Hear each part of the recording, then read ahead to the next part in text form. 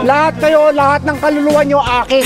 Sa pang-araw-araw nating buhay, may mga taong may kakaibang enerhiya. Hindi para magligtas ng mundo, kundi para gumawa ng ingay at gulo. Dito ang bawat eksena ay may sariling lakas at tama. Ito ang mga nakakaaliw na taong may lakas tama. First in line sa ating listahan, Advance ako mag-isip. ang call center agent na ito na pinasok ang iligal na bisyo dahil sa advance niyang mga plano. Advance ako mag-isip. Look at Antipolo. How much is the land area of Antipolo unused? Good for farming. Maybe I can change the Philippines, like run for politics. Sa sobrang advance mag-isip ng ating bida na miscalculate niya atang mahuhuli siya. At sa susunod nating eksena, Ang papogi. dating tindero ng isda ngayon ay arestado matapos mahulihan ng ipinagbabawal na bato. Ginagamit ko po yan pampasipag po. Pampapogi. Pampapogi.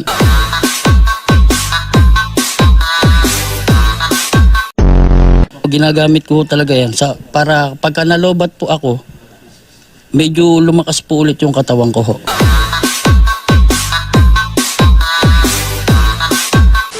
Tampok naman sa susunod nating eksena. Hindi po masama ang aking ginawa. Ang kilalang online personality na si Otlum na todo defense sa sarili matapos na mahuling ibinulsa ang cellphone na hindi naman sa kanya. Ang definisyon ng magnanakaw ay papasok sa isang establishmento, walang abog-abog ay magbubuklat at kukuha ng mga bagay na nasa pribado na. Wow. Ako po ay nasa labas ng tindahan, hindi po ako pumasok. Nakita ko lamang ang cellphone na ito sa ibabaw ng pasimano at ito po ay aking kinuha. Hindi po masama ang aking ginawa dahil ang aking pong konsyensya ay clear. Nahuli naman dahil sa pagnanakaw ang susunod nating ibibida. Kasalanan po kasi ng Koreano. Pero imbes na magsisi, may paliwanag pa. Kasalanan daw ng biktima dahil bukas ang pinto kaya ito'y pinasok niya. Kasalanan po kasi ng Koreano kasi kung hindi niya naiwang bukas yung pintuan na yun, hindi sana kami kakaroon ng pagkakataon na na manakaw yung mga gamit sa bahay niya. Sana sara niya yung pintuan para hindi na ng masasamang loob. Sino yung masamang loob? Kami na rin po yun, ma'am. Nagmamaang-maanga naman itong susunod na ating ibibida. Umiral siguro yung kadimonyo ng aking kamay. Gumalaw.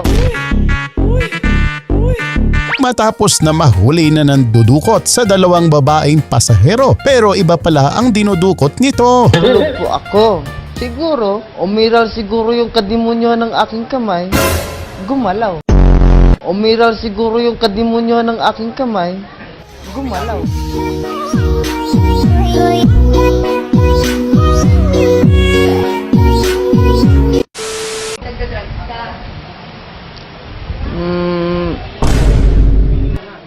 Aamin din naman ako. Wala naman tao na hindi perfecto eh. Hindi naman nagpatalo ang susunod nating ibibida. Tinakbo naman niya yung motor ng snatcher. Kung saan itong si Kuya na ninakawan ng cellphone ay rumesbak sa mga snatcher. Pinuntirya lang naman ng biktima ang motor nila at itinakbo papalayo sa mga loko-loko. Ito pong si Mark ay na-snatcha ng cellphone. Pagka-snatch po ng cellphone niya na Oppo na nagkakahalagang 10,000 pesos, siya po ay nakipampuno sa snatcher na may daladalang motor. Nung naagaw po ang cellphone niya, tumakbo po yung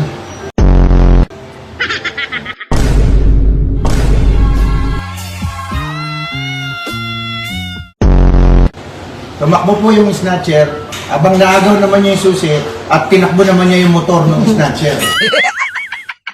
Nanonood ka ba ng TikTok? Nanonood daw siya ng TikTok.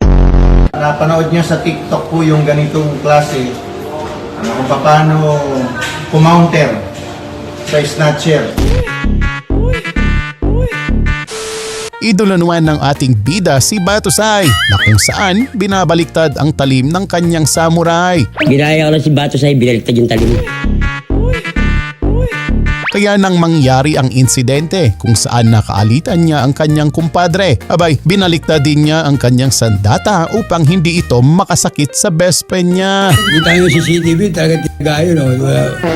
Malakas po yung guardian angel ko sa likod. Nakita ko, ginanon mo eh. Saan tumama yun? Hindi, baliktad yung baliktad. Kabaliktad.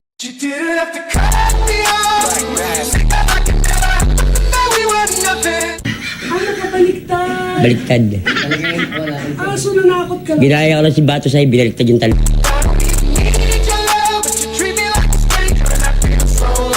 A few moments later. Mistulang sanggang dikit muli ang mag-best friend. Talagang kumpare yun. Kung palakasan lang ng trip, aba wala na atang makakapantay pa sa susunod nating ibibida. Sa lakas ng kanyang trip, hindi makontrol ang kanyang pagkaligalig. Harap! Umayos ka! Ayos mo yung mukha mo! Talaga mukha mo, sir. Batak-batak kasi! Ayusin mo!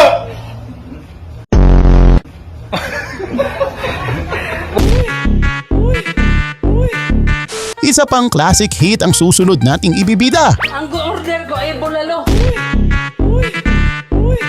Ang paboritong pantanggal hangover sana ni Raymond na bulalo. Naging meet siya sa pag-init ng kanyang ulo nang umorder kasi siya sa isang tindahan. Cup noodles ang kanyang dinatnan. Yun nga po yung bulalo yung gusto niya. Hindi ko naman po alam na ang gusto niya pala yung tunay na bulalo. Sabi ko, tinapay po yung pinagbebenta dito.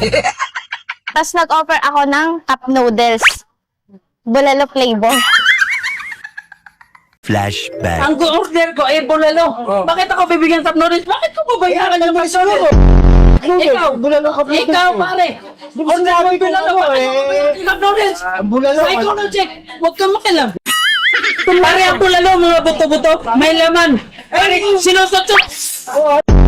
Ang cup noodles, pare, noodles. Sinusutsot. Umabot naman sa langit ang tama nitong susunod nating ibibida. I am Jesus Christ. Lahat kayo, lahat ng kaluluwa nyo akin.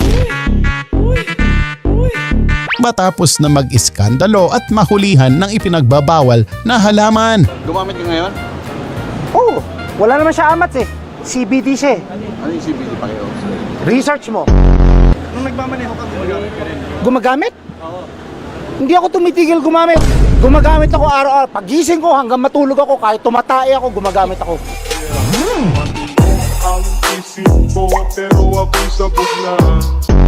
Sinabi mo hindi ka daw pwedeng huliin dahil anong dahilan? Bakit?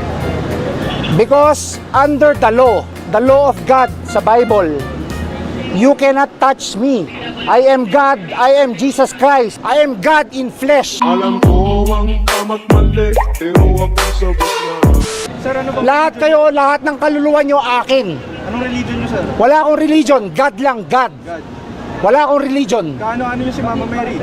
Nanay ko. Pag ako ay natutuliro, alam mo ba? I am the law. Bakit hindi godly? Ako nagde-decide, hindi kayo. Amen. Sino ba naman ang makakalimot sa iconic meme moment na ito? Paano masabi? Na naging usap-usapan dahil sa kakaibang sagot ng ating bida habang ini-interview siya. Kuya, nagdodroga ka ba, kuya? Paano masabi? Tinatanong ko nga eh, nagdodroga ka ba? Idaragtas niya ako para masigurado nyo. Kuya, anong style ba yung buhok na gusto mo sanang ipag... Gusto ko kalbo, kaso lang hindi marunong yung nagugupit. So, mabilisan gupit yan. Paano mo nasabi mabilisan? Kasi, ayan o, di ba? Nakatulog na nga ako sa sobrang tagal, paano mo nasabing mabilisan? Uka-uka eh. Galit ka ba? Eh, hindi po. Talaga namang kakaiba ang sagutan kapag kabataan na ang involved sa usapan. Paano mo nasabi? Hindi, joke lang. Sa interview na ito, tila may ginagaya yatang linya si kuya mo. Nagbebenta raw kayo ng shop. Paano mo nasabi? Hindi, joke lang. Kailangan ko lang po ng pera po eh. Napasok kayo sa transaction na to kasi Magbo-birthday na po yung anak ko po. Hindi, joke lang. At dito na nagtatapos mga eksenang hitik sa kaganapan. Sa ating paghahanap, good vibes ang natagpuan. Kaya huwag kalimutang mag-subscribe at mag-like para laging updated sa mga kwelang eksena. Hanggang sa muli mga tropa!